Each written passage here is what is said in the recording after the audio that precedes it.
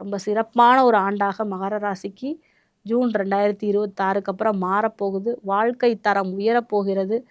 நடந்து போயிட்டுருக்கவங்களாம் காரில் போவீங்க. உங்களோட ஜாதக அமைப்புக்கு ஏற்ற மாதிரி. ஏன்னா எப்பயுமே வந்து ஒரு ஃபால்ஸ் ஹோப்புங்கிறத நான் தரவே மாட்டேன். என்னுடைய வாடிக்கையாளர்களுக்கு அவர்களுடைய ஜாதக விஷயங்கள் ரொம்ப சிறப்பா இருக்க பட்சத்தில, டூ வீலர்ல போற எல்லாரும் கார்ல போவீங்க.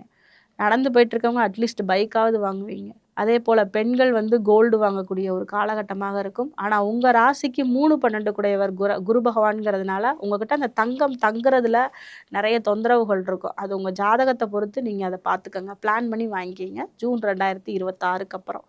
அதே மாரி குழந்தை இல்லாதவர்கள் எல்லாருமே சிறப்பான ஒரு வழிபாடுகளை மேற்கொள்வதன் மூலமாக இந்த காலகட்டத்தில எல்லாமே கிடைக்குங்க.